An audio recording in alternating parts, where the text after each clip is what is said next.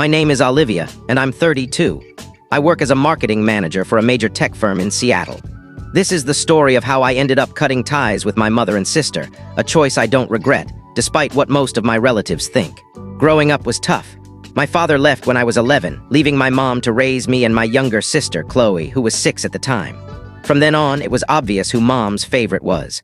Chloe got new outfits from boutiques every season, while I wore thrift store clothes until they were threadbare. Chloe attended ballet classes at a prestigious academy and took private guitar lessons, while I started working at a local diner at 15, washing dishes and waiting tables after school to afford basics like notebooks and bus fare.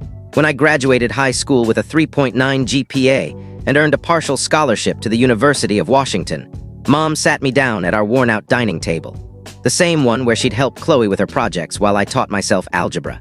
"I'm proud of you, Olivia," she said, avoiding my gaze.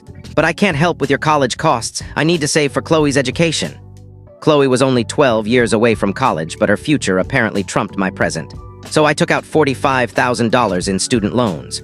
During college, I juggled 2 jobs: weekday mornings at a campus bookstore from 5:30 to 9:30 a.m., then classes, followed by evenings as a server at a nearby restaurant until 11 p.m. Weekends were spent freelancing as a social media assistant.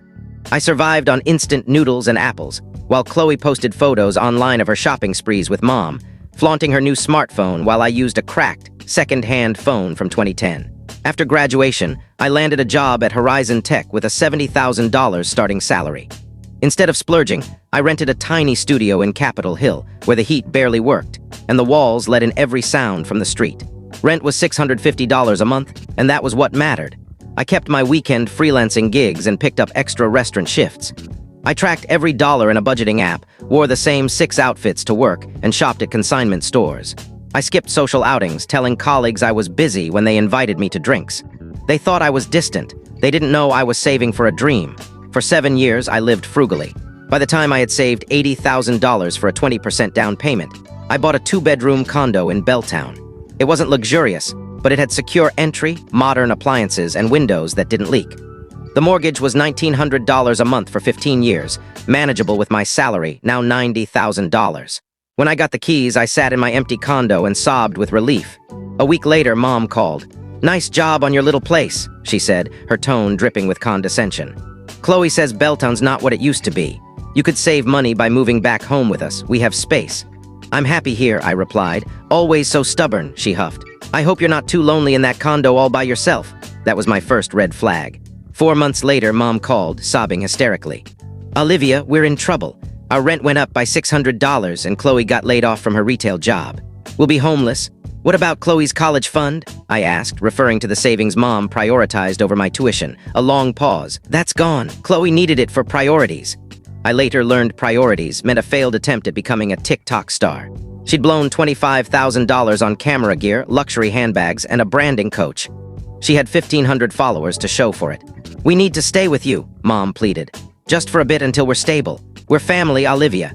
Every instinct screamed no, but guilt, the lingering hope for Mom's approval, won out.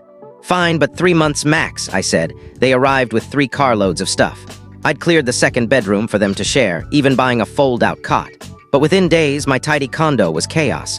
Chloe claimed my master bedroom with its private bathroom and large closet, saying she needed it for her content creation.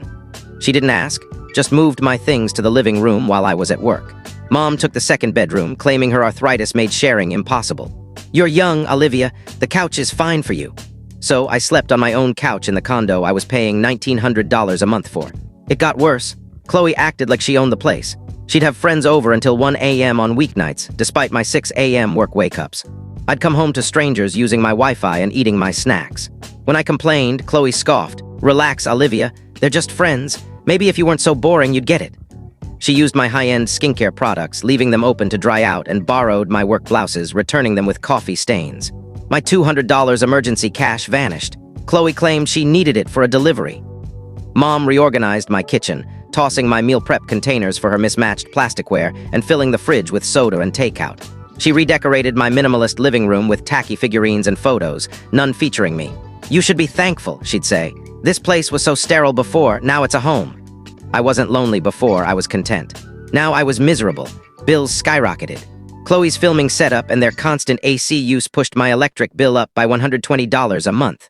My water bill tripled from Chloe's long showers and Mom's endless laundry. When I asked them to chip in, Mom gasped. "Family doesn't charge family, Olivia. You're doing fine with your fancy job." 3 months passed and they didn't budge. When I brought it up, Mom cried about the housing market, claiming Chloe was so close to TikTok fame. She had 700 followers. Then Chloe started inviting random guys over who ate my food and used my streaming accounts. One Ethan asked, "So you live here too?" Chloe smirked. "Yeah, my sister's kind of a loner, but she pays the bills, so we tolerate her." Mom started opening my mail, bank statements, utility bills. When I confronted her, she said, "I'm your mother. I deserve to know how you're managing. You're selfish, hoarding all this money while we struggle." The breaking point came one Saturday morning. I was sipping tea on my balcony, the only peaceful spot, when Chloe announced, "I'm pregnant." Mom rushed to hug her, beaming. "This is amazing, sweetie. When did you find out?" "Last week," Chloe said. "Ethan and I are thrilled. We're getting married soon." Ethan, a part-time barista with dreams of launching a crypto startup, had eaten $40 of my groceries the previous week. Mom turned to me. "Olivia, this changes everything. Chloe needs stability for the baby. This condo is perfect for them." "They can find their own place," I said. "Don't be absurd," Mom snapped. "A baby needs a safe home. You barely use this space." "Because you've taken it over," Chloe glared, hand on her stomach. "You're just jealous I'm starting a family while you're stuck with your spreadsheets and your sad, empty life." On Monday, Mom called me at work, leaving voicemails when I didn't answer. On the 5th call, I picked up. "Olivia, you're transferring the condo deed to Chloe," she said in her authoritative tone. "She's pregnant. She needs it more. You can rent a room somewhere." "No," I said. "I worked 7 years for this condo. I'm still paying the mortgage." "You selfish leech," she yelled, loud enough for my coworkers to hear. "After all I've done for you. You're jealous of Chloe's beauty, her talent, her happiness." I hung up. That evening, my doorman Marcus looked uneasy. "Miss Harper, your family was moving stuff around earlier." My stomach dropped. In my hallway, I found my possessions, clothes, books, everything, in boxes outside my door. My key didn't work, the lock had been changed. Chloe opened the door, Ethan behind her, both grinning. "This is our condo now," Chloe said, patting her stomach. "Mom said you agreed to give it to us for the baby." "I never agreed," I said. "This is my condo." Ethan stepped forward. "Your mom said you're being difficult. Think of the baby." "Get out or I'm calling the police," I said. Chloe laughed. "Go ahead, Mom will say you gave us permission. It's 3 against 1. Mom appeared. "Olivia, stop this nonsense. Maybe see a therapist for your jealousy and memory problems." They slammed the door. Stunned, I carried my boxes to my car with Marcus's help, checked into a motel, and called the police. "I'm reporting a trespassing incident. Someone changed the locks on my condo and won't leave." "Are they residents?" the dispatcher asked. "They were temporary guests. I own the condo."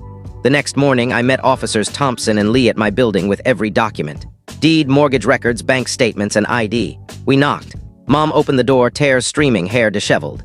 "Officers, it's a misunderstanding. My daughter's having a breakdown, trying to evict her pregnant sister." Officer Thompson reviewed my documents. "This condo belongs to Olivia Harper. If you're not her, you're trespassing." Chloe appeared, fake crying. "I'm pregnant. She's kicking me out. What kind of person does that?" "You have 1 hour to leave or you're arrested," Thompson said. Chloe's tears vanished, replaced by rage. "You'll regret this, Olivia. You'll die alone." Mom hissed, "You're no daughter of mine. I have one daughter, Chloe." They left, Chloe and Ethan carrying boxes. That day, I installed high-security locks, changed my number, blocked them online, and gave Marcus their photos, banning them from the building. But the harassment continued. Relatives called and texted, "Aunt Linda, how could you evict Chloe?" "Uncle Greg, apologize to your mother." They showed up at my condo, gym, and workplace, shaming me. My boss warned me to keep personal issues out of work. 2 weeks later, I was still navigating the fallout, but I stood firm.